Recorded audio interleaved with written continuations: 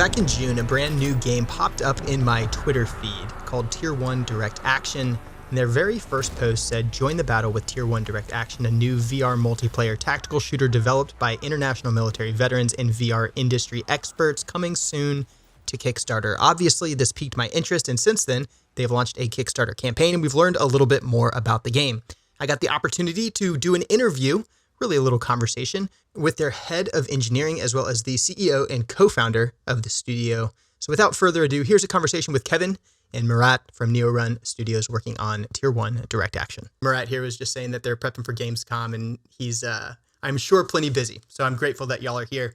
I am here with Kevin and Moritz from NeoRun Studios. They are working on Tier 1 Direct Action, currently currently on Kickstarter with just over a week left in that Kickstarter campaign.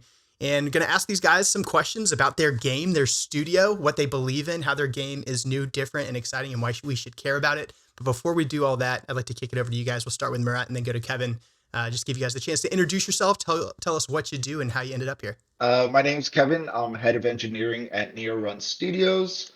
How I got here, well, I guess I started out in the military, and once I got out of the military, I wanted to pursue a career in making games and VR. I was kind of like obsessed with VR even while I was in. I was always like having everybody come over my house and just play Sure. Onward and VR games. And eventually I became involved in research for the University of San Francisco in VR. And then I got hired at Meta to work on Onward. And then after that, I started working on Zenith, and now I'm at NeoRun Studios working on Tier 1 Direct Action. Outstanding. Moritz? Cool. So I'm Murat. I'm one of the co-founders of NeoRun Studios. We started 1.5 years ago this journey together with Angelica at the beginning. My background, since more than 10 years, I'm working as an entrepreneur at different businesses, but the common thing was always a creative part and the technological part. And I think VR gaming is like one of my passions, and it captures two main aspects of my passion. In terms of training, many years ago, I did a PhD in neuroscience in Switzerland, but yeah, I did not follow that through basically. So after finishing my PhD, I moved on to business consulting and so on. So, but yeah, following my passion is the thing that made me do NeoRun Studios. Outstanding. And so it seems like you guys have a pretty diverse team. There's veterans on the crew. There's folks that have worked in other, AAA equivalent VR studios on big games that we all know. And then we have entrepreneurs and neuroscience PhDs at the top. So it's an awesome and diverse group of people and skills, which is very interesting. So NeoRun, relatively new. You said it's 2 years old. The first game that I know of being made by NeoRun is Tier 1 Direct Action. What is Tier 1 Direct Action? To either or both. Kevin, you want to? Yeah, you can go ahead. Well, Tier 1 Direct Action is a tactical shooter, milsim type of game, like a little bit leaning towards the milsim more than as opposed to arcade. It's a tactical shooter that heavily focuses on VR interaction and VR mechanics, and just like it leads into the VR as opposed to maybe some other shooters that feel more like a flat screen port of a game. I guess that's kind of like the spirit of what we're making. It's basically a tactical shooter that leans even more into VR and is like trying to push the boundaries of where VR currently is and trying to do some stuff that hasn't been done yet. Interesting. Do you have any you want to add there, Murat? I would just add a little bit to that, probably. As Kevin pointed out, game mechanics and physical interaction with the virtual world, that's like the big thing that we have as our main goal for the game. Like it needs to be fun, but like the physical interaction with objects and so on is one of our main goals. And as a good chunk of our team has an onward history, think it's 8 people or 9. Uh, of course, Onward is a big inspiration as a starting point for us, but not the end point. Basically, it's the starting point. We try to build on basically the things that work well on Onward, but we kind of want to develop the next generation multiplayer tactical FPS game in VR. Okay, that's awesome. And I like, both of you spoke to these physical interactions in VR that enable interaction with the virtual world. That's clearly like one of the critical affordances of virtual reality. And those of us who love it, like that's the reason behind it. And you allude to some of the challenges there, that there are some games on the market that are phenomenal games, but they do occasionally feel as though they weren't purpose built for VR, or they didn't lean into the affordances of VR as much as they otherwise could have. There's some games that do phenomenally well, like the ones that come to mind for me. Certainly, Tactical Assault VR, which seems kind of tier 1 adjacent, has phenomenal interactions with the virtual environment. And then I've been on a VTOL VR kick as of late, which is in my mind just a masterpiece of VR game development. And same deal. Like it excels because it's built for virtual reality. So, what does a first person shooter look like that is purpose built for VR? Are there any examples that you could provide of what tier 1 is considering that might be new or different, or an example of where you're leaning into those VR interactions with the world? So I can take this. First of all, I think both those games are cool. I played both those games. Second of all, is some of this is like actually what I saw as a fan and like player of Onward before I started working on Onward, and then I'm able to appreciate a lot more after stopping working on Onward, because it's like when you're working on Onward like every day for a couple of years, it's kind of like, I don't know, it becomes a little bit like monotonous and you're like lost in the sauce a little bit. So then when I step back, I'm like, oh, like some of the, like as a player, sometimes you don't think too much about why you like something. But then as a dev, you actually have to think about like, okay, why did I really like this? Why does this weapon interaction feel so much better than this weapon interaction? And a quick example is something like, um, and it's just like a design choice. But some games, for instance, you press like a button and the gun will reload for you, or like all you have to do is like, go like this and, Yeah, smash it yeah, together and then like it reloads. So Onward, it's like a little bit more meticulous. Like you actually had to like, at least look at it and do that, or maybe you had to do other weapons interactions. Um, and just the meticulous nature of like Onward's and games like this. So like the games that like maybe you actually have to rack the bolt back to make sure that there's actually a round in the chamber before just firing it. It's not you press A and then like you're good to yeah. go. So that's just like a little example of like the design choices we're trying to lean into, as opposed to like um, I just consider it like more arcadey. It's like a design choice. Some people want an arcadey simple thing so anyone could pick Sure. up and just press A and reload the gun. Yeah, no, 100%. But it's nice to hear you allude to like manual of arms and weapon interactions. Like clearly, that's a critical point in the feel of a VR FPS. And there's some games out there that do it great. And there's some games that deliberately choose to take a more simplistic approach, as you allude to. And I think in a milsim style tactical shooter, it's critical to nail that. And then so I've obviously looked at all of your promotion materials, watched the trailer, just, perused the Discord and the Kickstarter. So I know the answers to some of these, but I want to get it out there for folks who are getting introduced to Tier 1 for the first time now. So what platforms are we planning to release the game on? We will start with the Meta Horizon store, so basically Quest 2 and Quest 3 compatible with an early access still this year.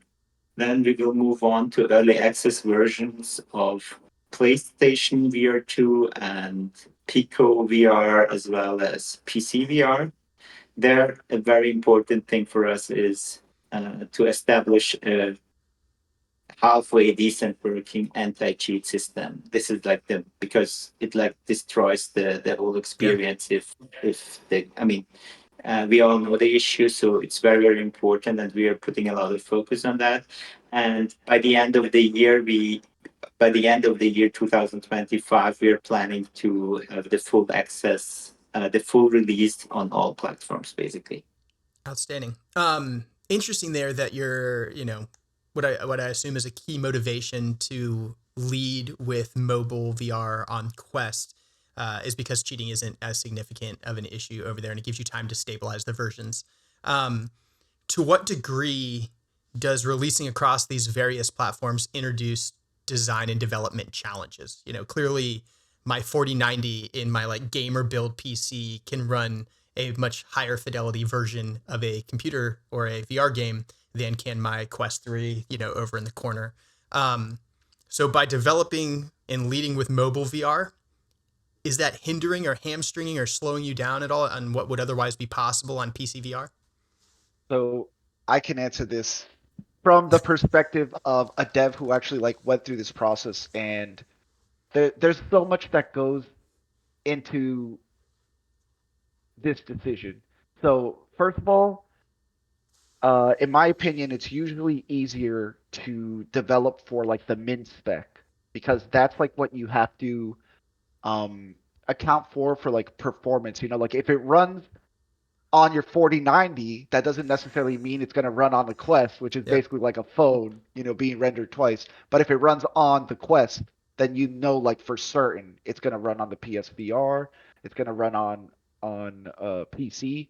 So it's like a lot easier to like set that as the baseline, at least for like CPU and GPU, and then like eventually when you port over, you can just start adding stuff to it. It's a lot easier to add stuff to like realize that, oh, our AI system will not run on Quest because like the CPU is not beefy Sure. enough. So that's one thing. The other thing is focusing on the Quest. Um, it has the most users. Um, I guess like reliable users, but most of the users are there. So like it's very beneficial to have like the most active player base, because you need enough players to be able to play the game. You don't want to just like log in and there's like two games, like, and it happens, like Yeah. I was a PCVR user first, so like Yeah. I Yeah. know. And I guess like another consideration is like you said, like PCVR is like a little bit more notorious for this, but you have to you can't just throw it on PCVR and then let them play with Quest without anti-cheat, because people are going to make cheats, and then people are going to be on like the Quest or even in PC and be getting like headshot across the level, which actually happened to me in a game that I previously worked for. So, but so yeah, so like there's a lot of considerations, but basically it's like much faster. Also, development moves way much faster. You're just developing for the min spec, and then later on you just, as you solve the other problems, you just add, and it's way easier than having to like realize that your game will not run on the lower spec system. Sure, makes sense. And So it's good. yeah. It's good to hear you say too that, like, when it does come over to these other platforms, there's always the chance that you have a higher fidelity version. We improve the quality of textures or whatever the case may be. Bake the lighting differently to provide a more high resolution experience. So that is good to hear, and totally understand with the development choice. You've alluded a couple times now to anti-cheat. We've also talked about multiplayer lobbies being available, but I have not yet asked this question. Um, so are we talking competitive PvP, FPS genre? Is there a co-op aspect, a single player aspect, any of that sort of stuff, or is this all multiplayer PvP? So should I answer this or do you? Okay, so um, there's gonna be like initially it's basically like a ramp up. Like initially it's gonna be PvP, because that's just gonna be like, okay, let's focus first on getting like the core game mode, and then like as soon as we get like this solved, let's add the other game modes. But basically what we want is PvP, PvE, co-op, like basically what you would expect from a shooter. Like we're trying to deliver on what you would expect um like the next iteration of shooter to be, basically, you know. Sure. Okay, so we're leading with the And PvP formula with the opportunity for other things, and I that's Correct. good. mean, That's also good to hear that it's in the wheelhouse and already being discussed. I think it's important to say for the early access, we're focusing on the PvP But for the full access, we will definitely go for PvE and other game modes. And we also want to like I don't know, I'm trying to think off the top of my head, but like a competitive for people who really want to get competitive, like we also want something for them, you know, so not just PvP, but maybe like we have like all these other plans. Um, I guess I won't get too far into them, but basically for competitive game modes, yeah, we're Yeah, gonna have something for that too. outstanding. And so if we're talking specifically about PvP, can you speak at all to what the gameplay loop for a player might look like? Is this session based, jump into a lobby, play, leave? Is there any sort of overtime, planned progression, unlocks, in-game currencies, those other gamification features that we see, or can we expect just a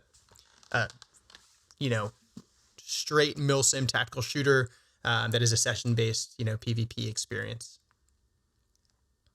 I Well, think important in that regard is also it will be built up modularly. So basically, we will start with the PvP, just basic 5 versus 5. It can be team deathmatch, it can be capture the flag, or any objective mode like, I don't know, SATCOM or whatever we will call the individual objective modes.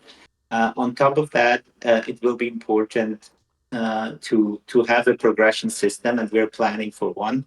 But it will be not ready for the early access. We won't having it this year, but next year we're planning, and we have it up already in our development calendar to have a progression system.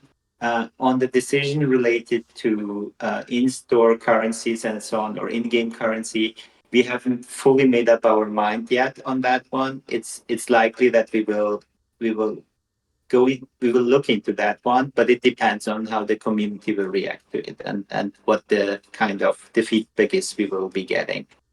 Sure. The in-game currency and progression system is contentious. Specifically, the in-game currency, obviously, pay-to-win stuff will get flamed, and rightly so, to its full extent. But it also provides the opportunity to customize the player experience. And so I won't make that. I won't vote on behalf of the community. I'll let them argue about it in the comments, and we can see what they say. And hopefully, the comments here are beneficial to you guys too. And I'll try to get. I'm eager to see what folks have to say. So we've seen in the VR space, your tactical assault VR, which has some PvP available, but it's very much like a cooperative tactical experience, bespoke campaign style missions. On the other end of the spectrum, you have Onward, which is in its essence a PvP game with very limited cooperative stuff in there as well. Where do you see this on that scale? Like, clearly we're leading with the PvP. Is it safe to assume then that at the heart of the game, like its key experience is the PvP experience, and the other stuff, is nice to have but not required? This is a very interesting question. I would say that PvP is definitely coming first. In development, like it's literally coming first. We're developing that first. We are definitely thinking of PvE because it's interesting because the dichotomy is like PvP versus PvE, but something that we noticed, like something that I noticed while working on Onward is that there's actually like a lot of people that not only do they play PvE, but they actually like their the whole reason that there's like PvP people and then there's like this other group.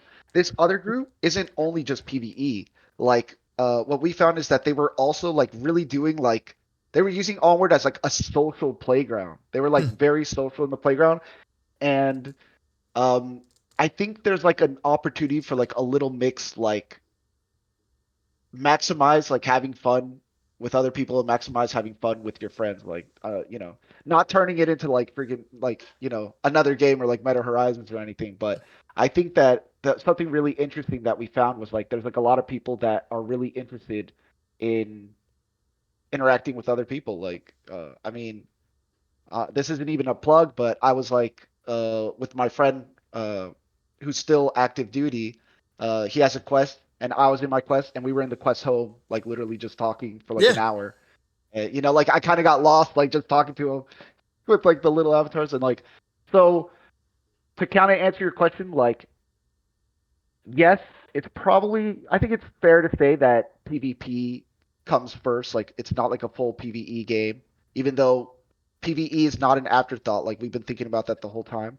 But there's like this kind of like connective tissue that is kind of like you're also enjoying yourself doing something that's outside of just PvP, outside of just PvE. You know, something more that Yeah. I was a hardcore Counter Strike player, but Counter Strike is basically like you press play, you play a bunch of ranked games like hardcore. You go in your ranked game, you leave, and then it's done.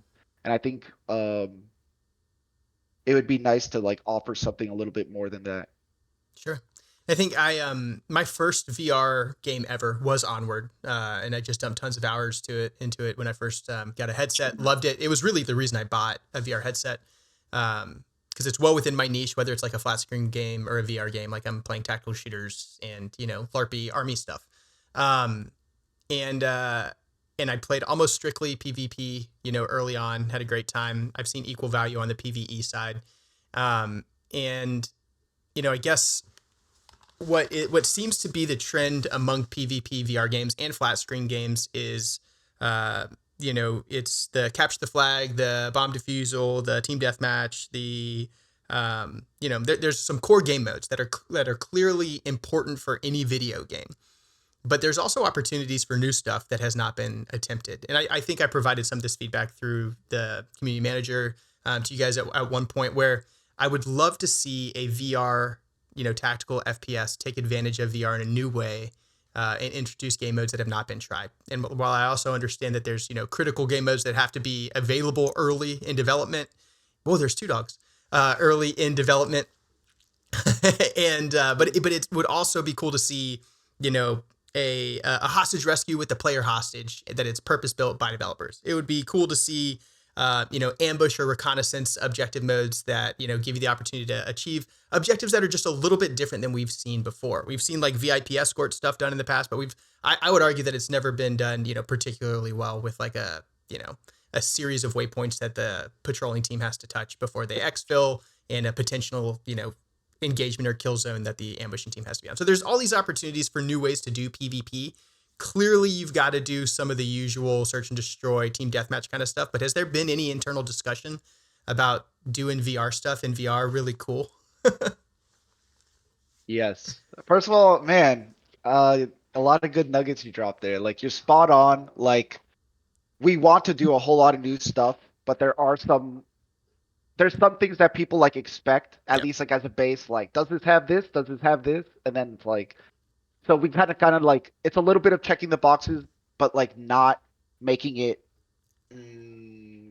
like super like just copy and paste what's already been done, but it has to be like generally that. So like, that's what we're trying to do. And then once you just like get the base, like, okay, you guys have this, you guys have this, basically the next step is like prototyping all the really cool stuff, which we've already done some of that prototyping, but that's going to be like trial and error, because just because we like it doesn't mean the community is going to like it. So it's like you have to Of give it to the course. community, and they're the ones who basically decide. Sorry, I got a lot of dogs. No, you're fine. That's awesome. But yeah, but like, yeah, and we could use all the, like, I love hearing these ideas. Like, we're so open to these ideas, because the more like cool things that we hear, and like we're going to be able to try out and like kind of like strike gold, or Yeah, with like something. absolutely. I think one important aspect and what we really talked about extensively in the team is that we also want to have the game modes kind of interwoven with the story of the game. Like, so it's not like in the void, like empty Yeah, place and like bomb defusal. But why? And so we really think about, like, and we already have the core pieces of the story together, so that we have really a story that will build up over time, and the game modes should really make sense with the story. So, of course, team deathmatch makes no sense with any story. Like, yeah, there's just like play and have fun. But the game modes that we want to introduce into the in future should really make sense with the story that we are having in mind, and should also kind of include this VR unique experience and VR yep. uniqueness in the whole thing. So only possible in VR kind of game mode. Yeah. The No, I love that. The I was gonna say the. Go I'm ahead. Go sorry. ahead. Go ahead, Kevin. I You're was gonna good. say the one thing I will add to that, because even the old game modes, even the game modes that we're talking about, there still is opportunity to do things that have not been done because of VR, and True. that's some of the stuff that like we are doing. Like it shows in the trailer. Like I don't know if you saw, but you could literally like put capturing the flag. It actually Yeah. involves like raising and lowering the flag. Yep. I love that. Um, yeah, like it seems so obvious. It almost I was almost like, no one's done this. Like yeah, it's like Yeah. the Yeah. first Yeah. time we tried it. But yeah, so The there's still opportunities there. There is, and I've seen some examples. Usually on the PVE side, Jarvis, who's the lead, well, solo developer over at Twisted Barrel, who makes Tactical Assault VR, on the PVE side has done stuff where like there's a high value target kill capture mission. After you kill them, you have to demask them. So like, clearly in VR, there's something extremely unique about going to this downed NPC and removing a mask from their face so you can identify them. Um, and he has some like intel collection stuff where you have to physically like reach out into the world, grab a digital object, put it on your kit, and exfil with it. Things that are automated or just like you press F or E on your keyboard and pancake, like in VR, actually having to do that under stress is important. And to Onward's credit, frankly, in their I don't remember what the name of the mode is, their diffuse equivalent mode. Um, we have to memorize a code and then punch it in on a keyboard under stress while getting shot Uplink. at. Like uplink, thank you, sir. So there are tons of opportunities for that sort of stuff, and I know that you guys will surprise us all with your innovation. The on the feature side, scrolling through your Kickstarter, we see some really cool examples that are kind of like the VR unique. We see fast roping. I've seen it, on Pancake before. I don't think I've ever seen it in VR. I really don't. Buddy dragging, I have seen in VR, but it's pretty rare. Helicopter extractions, I've seen in VR, of course, but air support very rarely done in VR, if ever. Can you speak at all to those sort of stuff? Like, is fast roping automated? Do I actually have to reach out and grab the rope? Do I get to pick where I, insert in there? What's buddy dragging look like? Do I have to reach out with one hand and then use my stick with the other hand to like actually crouch and kind of drag my buddy around? How do helicopter extractions, how do air support work? Okay, so man, there's a couple questions in there. I will say first for fast roping, it's not automated. You literally have to like reach out and grab. I don't know if we have any videos, but when we were trying to record videos, there were a lot of times where people would literally miss and just like fall Yeah. Yeah. out of the helicopter. That's unfortunately, that's kind of Yeah. realistic. Yeah, so like the whether you're grabbing with two Yeah. hands or one hands, there's basically ways to go down faster or not. Okay.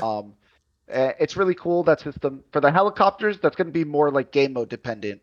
Like the simplest version is basically like you spawn. That's how you spawn. The crazier version for depending on game modes and stuff that we're prototyping is like you can call the helicopter, to come to certain locations, Fantastic. and then you like have to fast rope down.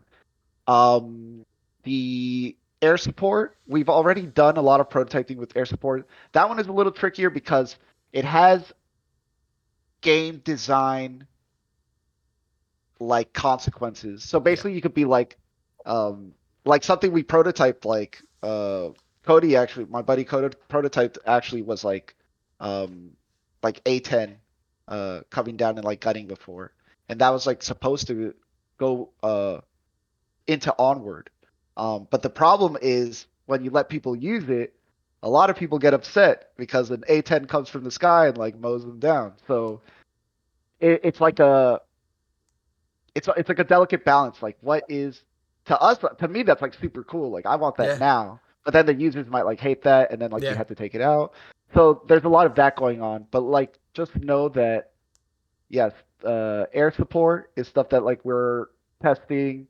We are also like kind of like seeing, do people enjoy using drones? Like I played, I I'm not sure if people enjoy using drones in VR. Like to me, they're cool, but like, have you used a drone in VR? And like, then I'd have to see like which one and how to use it.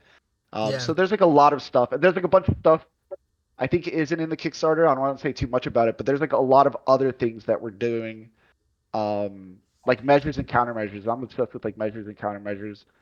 So there's a lot of that we're doing also, um, prototyping, testing out, and then eventually it's like probably have closed betas or test groups that are going to be able to test that and basically tell Cool. us like, is this good or is this not good? Yeah, I think on the drone thing specifically, it's like Onward has a phenomenal little quadcopter drone. It's extremely fun to use. I use it all the time. It is almost useless in PvP because it's too slow and you lose situational awareness.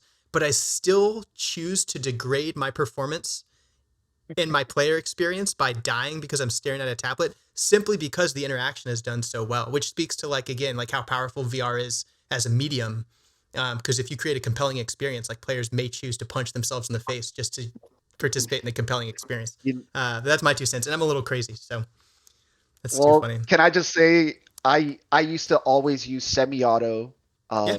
my guns on semi-auto, and other like users and other devs on Onward used to tell me like, why are you doing that? Just use full auto. It's like better, but I just really like shooting I do the same thing. semi-auto. So Yeah, I do the same thing. There's breaching shown on the Kickstarter as well. I think I'm trying to think back to the trailer. Certainly saw explosive breaching. There's like a strip charge, I believe. How in depth are the plans for like door interactions? So certainly in any VR FPS, like tactical FPS especially, thresholds, doors, like those interactions are extremely important. The way the doors feel is always a huge development challenge. Manipulating doorknobs. Does it open if I turn this way, vice this way? Is it a push or a pull door? Do I need to make it weird and go both ways? How are you guys conquering that? And how are you kind of doing door interactions? You want me to? Yeah, keep talking. Okay, so this is really interesting because we could get to the nitty gritty of this, and like I'm sure you've breached a real door. So like, where like in real life, it matters where you put the explosive. Like you can't just put it in the middle of the door and it's just gonna blow up, regularly. But do we want to make the player do that? Will the player like not understand why the door's blowing up if you do that? So it's like a delicate it's gonna be like what is fun versus like what is like really simmy, and it's gonna be just like testing stuff out. But shooting hinges, shooting the doorknob, having the door like fall. We haven't really done it yet, but we've been thinking about possibly being able to just kick the door open, So those are the type of interactions that we've been playing with. So far we've been leaning kind of like it's like the middle ground. Like we don't want something super easy, super arcadey, but we also don't want it like so realistic and meticulous that it's like really difficult to breach the door. It's a little bit of a delicate balance with that, but like we've been having a lot of fun with all the different things we can do with the door. Sure. Yeah, and I think there's extreme examples like H3 VR has phenomenal physics, obviously, and they've got the ability to do a lot of tinkering with doors. That's probably like on the far end, and frankly only capable really in PC VR because the amount of effects and whatnot that go into it and the physics. And then there's much more simplistic renditions as well. And I agree that for a competitive, tactical FPS, the middle ground is important. But I'd also say like giving the player at least something to solve at a door. And at least, if they have to make one correct decision to get through it and adding that one step, that is, again, back to like the affordances of VR, very powerful and compelling. And the last one, I'll get off features because these are all just nitty gritty gamer questions that I have that I know other people have. That's why I'm asking them. Guns, 30 guns plus, I think is what's said. We saw a picture with a bunch of firearms on it. I'm a gun nerd for sure. Do a lot of shooting. I'm a competitive shooter as well.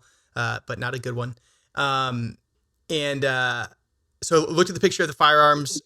What is informing the adoption of the firearms? Because when I think guns in a VR, mil-semi FPS, particularly one that's, often marketed to American audience, but also European audiences and global audiences, we usually get like an M4, a, HK416 or something, an MP5, Glocks, Desert Eagles. Like there's this standard set. I did not see many of those in the image that was shared, to the point where like I'm pretty familiar with firearms. I actually posted that image in my gun nerd buddy group, and I was like, hey, give me an ID on all these guns so I know what I'm looking at. And there was names that I was unfamiliar with. I think there's like a Brin variant in there. I know we're not using commercial names or whatever. There's something that looks an awful lot like a Brin variant in there. Okay. There's something that looks an awful lot like a low Borax's alien handgun in there. I think there's a shotgun. There's a bolt gun. Can we expect, I guess, are we, the game takes place in a fictitious world. They seem to be heavily inspired by European kit, which is fine. Should we expect to see other more familiar firearms as well? I think one element which is important and what was also a key decision factor in selecting the weapons was that the lore plays approximately 10 to 15 years in the future. Okay. So we really took care to think about, like how can the future look like and try to have rather unusual weapons, like which we believe that will be more prominent in the future. So that was Okay. like one main driver of the decision. I mean, this also informs, for example, you can see with the kit of the operatives, they have an AR headset on basically. So you Yeah. have an in-game AR combat headset on, and this also informs our in-game UI basically. So it's really like you're having AR glasses in a VR game on kind Yeah. Yeah. of. Yeah. And the same logic we try to apply for the weapons. So what is going to happen in 10 years from now? What are typical weapons that will be around? And that was like the main decision criteria. I mean, to be frank, our game designer Danny was having the lead on the individual weapon selections, and Kevin is also part of our Veterans Council, basically Sure. to inform the decision. So he's better in answering the detailed question, basically on which weapon comes next. I just Yeah. wanted to give you, Yeah. The like 20. philosophical. Yeah. The Oh, 2035 framework totally makes sense, and it gives you some creative freedom as well. I think like what's critical is regardless of what weapons land in the game, that the interactions are seamless, and that's the biggest thing. Does a a bolt gun operate like I expect a bolt gun to operate? Does a short stroke piston gun operate like I expect it? Like, and from the demos that I've seen and some of the clips you guys shared with me this morning, it seems as though the manual of arms across is all being like paid attention to very carefully, which I appreciate. yeah. And And you I spoke will to say, the. I'm sorry. Go ahead, Kevin. oh, I was gonna say you could expect more familiar guns, but like just more upset. We also wanted to like set the tone, like not just the expected guns. Even though like I know some people probably like that because Yeah. like I didn't really think about it too much till it was time to actually like choose which weapons are gonna be Yep. in the game. But like most games I play, like all right, time to pick. Where's the M4? Like where's this? Like Yeah. And yeah, I think there's an interesting. We're talking about like this as an evolution in the VR FPS space. It also makes sense to advance the world clock. And it's almost indicative of like this next evolution of the genre, which I think is an intuitive way to do it. So I was just curious. I wasn't whining. I was just asking. The no, but yeah, that's a good question. It's a good question. So you mentioned the AR headset. That was actually my next question. Um, Putting floating 2D UI in a VR game can be contentious because it could drive us away from like the key affordances of like immersive virtual reality. So clearly, some care is being done to design the UI in the AR headset such that it doesn't end up looking like a arcade battle royale, right? So how do you do that? Like, what sort of information do you expect the character to get from the headset so that it's still immersive and feels authentic?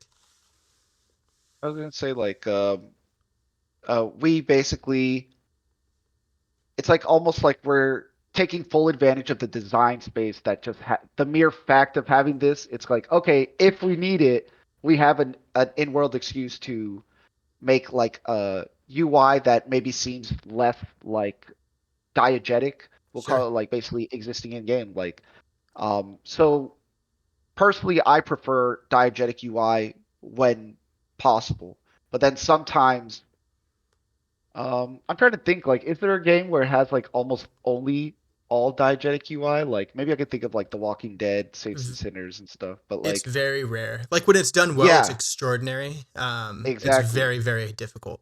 Yeah. So it's basically like if it was up to me, like I would do all diegetic, but then sometimes like it would be super annoying to do something diegetic, like and then in that instance you're like, okay, let's simplify this to allow the user to use some AR, um, Yeah, basically like use AI, AR UI or some simplified UI to do that. But like when possible, like basically do diegetic, and then when it doesn't make sense to do that because for XYZ, then switch sure. the UI to something like AR I think is. I think one very important element was just like the thought experiment. Imagine everything you have on an iPad and on a watch you have on your AR headset. How would you like to use it in the most simplified way? I mean, for me, a watch, like uh, you have to turn your wrist and Hmm. have to look at it. But if you have AR and if you link it to your palm, and if the typical position you have in combat is something like this, it can be just shown, like left of your hand, like the AR glasses can link it to the back of your hand, and you see the compass, for example, left of your hand always, and you can move it around, and it's always linked there. So I can always, when I'm playing with Kevin and telling him, look, it's, I don't know, 320 degrees. Someone is coming from there. I have it in my visual field, like, and it's just next to my hand. And the same is true when we would be, for example, steering a drone in the game. We wouldn't have an iPad there, like makes no sense. Why would we carry Yeah. some additional stuff? We can just put in a screen like we have it right now in Quest or in the Apple Vision Pro. Like Yeah. you can add as many screens as you want, and you just have to. I mean, the difficulty is like we are trying to solve things that will come in the future, and we're trying to do it in the best guesstimate way that we can do it right now. But the compass is a very, very it was the first thing we already implemented. The map and so on is also implemented in a similar fashion. So I think it's really like how to get rid of physical objects, have Mm. it in the augmented world, but in a way that it really helps the player without being a gimmick, something like this, which is like, like having no additional value beyond being a screen. We just want it to be more than Sure. that. Interesting. And I think the justification makes total sense to me, and I completely understand why you go that direction. It also opens up some gameplay options because now you have an electronic device stuck to your face, and you also have EMPs. I know listed on the Kickstarter as an in-game item, so that creates some complexity there. I think it would be also interesting. Forgive me for saying this while I'm recording, and don't do it if you don't want to. If it was optional, meaning like if it was an item. So if there's a point system that we've seen in other games, that I know I've got a certain cap.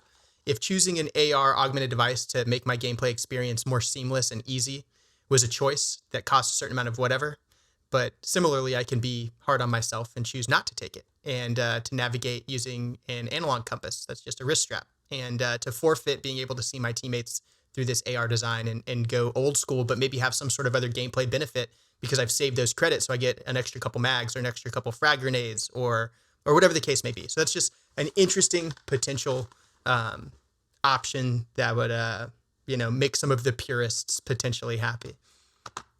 Yeah, I The that's a fully good agree. stuff. Especially with the EMP, I think it's like, like when the EMP grenade is launched and you don't have the devices Yeah. anymore working, you are basically in the pure mode, like, and then you still need some orientation, and you still need Yep. to, and we're thinking of that. Yeah. Outstanding. The Kickstarter also describes community made content. This alludes to, in PCVR workshop content, modded content, maps, whatever. Clearly, modding and creating our own player experiences improves the longevity of a game, its replayability, and it gives players more control over their experience. Can you guys speak to at all what sort of tools or freedom players may have to modify the experience? Yeah. So, basically, there's a couple things I would say. Like it's uh, almost like tiers. Or I'm now I'm thinking like of a dev, but I would say like the first iteration of that would probably be like custom maps, custom levels. And then like what ideally would happen is we'd open up internal tools, like the tools that like we use to like let's say automate adding a weapon to the game. It'd be pretty cool if like you could open that up to the public. So I would say like this is like a little bit more nebulous. I hope like Mora isn't like even like freaking out, but I'm literally just thinking like some of this is like we're gonna try to do this and hopefully it's able to do because other games there's other very popular VR games that I played with mods, and basically they do the similar thing. Like you could either like add your own level or you can add your own like weapon, and they have kind of like a system for someone who really wants to add their own weapon to be able to do that.